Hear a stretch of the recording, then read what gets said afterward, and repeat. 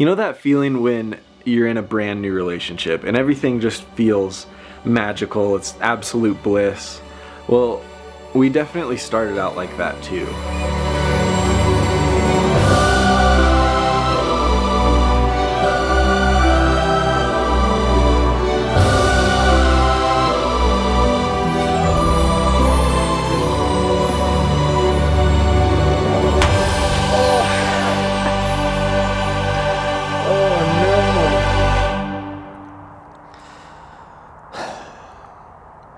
I don't know, things just aren't like they used to be. Like, I feel like we've grown apart. We could still be friends though. I think it's fair to say that van life and I have had a rather rocky relationship. But I bet that anyone who's lived in a van would agree with me, despite how perfect it might look on Instagram and YouTube. It has its downsides. I broke up with van life because I was starting to feel disconnected from everything. I was struggling with this feeling that I didn't belong anywhere. And so now I've established this home base here in Denver, and don't get me wrong, I feel so great about that, but I am starting to miss van life a little bit, so might be time to give it another go.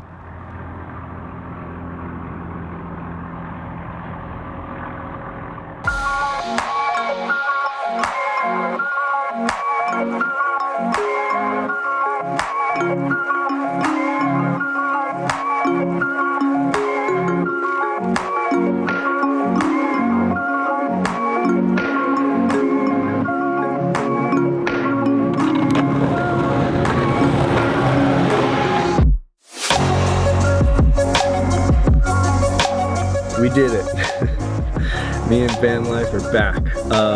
On the road today, spent the night in Utah last night, and today should make it to LA. So gonna meet up with Alex and Aaron in Long Beach, and then a couple other friends in LA, hopefully go down to San Diego for a bit. Should be a good trip.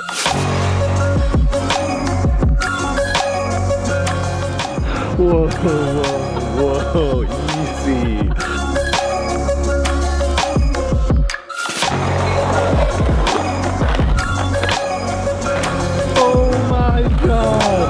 Dude, so insane.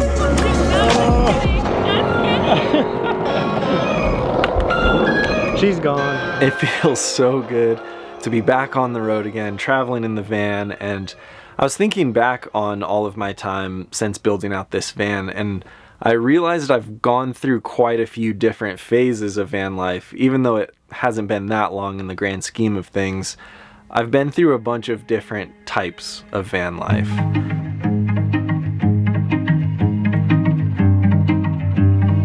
When I first moved into the van, I was just working a normal 9-to-5 office job, going to work Monday through Friday and then taking small trips on the weekend. And it was great. I felt really grounded at that time, felt like I had a good community.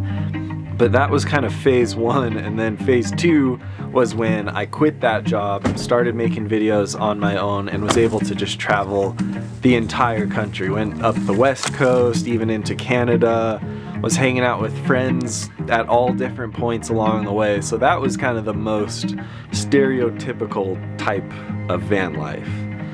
And then COVID hit, which kind of moved me into phase three of van life.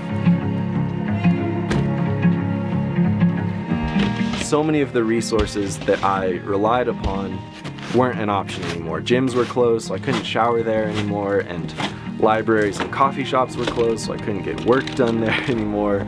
So I really became dependent on friends and family for showers and water, and just end up parked in my parents' driveway for a lot of that time. That was definitely the hardest part of van life and the least fun for obvious reasons, but that was the catalyst that made me start looking for a home, which led me into this fourth phase of van life where I have a home base where I'm able to be grounded in my community, near to family and friends, and then still be able to take extended trips in the van like this one, where I'm able to see this extended community of friends all over the country.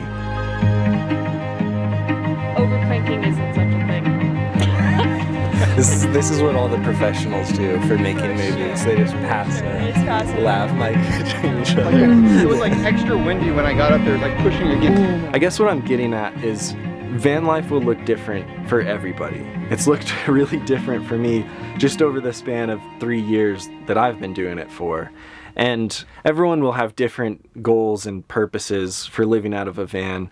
For me, originally, the goal was simply freedom and spontaneity. And now that I feel like those are more established into my lifestyle, the goal with the van has shifted more towards being focused on people and being a tool that enables community in other places. So yeah, who knows what it'll look like moving forward, but I honestly feel like I'm gonna want a van for the rest of my life because it's been so amazing through all of these different chapters, and I really am thankful for just the experiences it's given me and the way it's allowed me to see the world.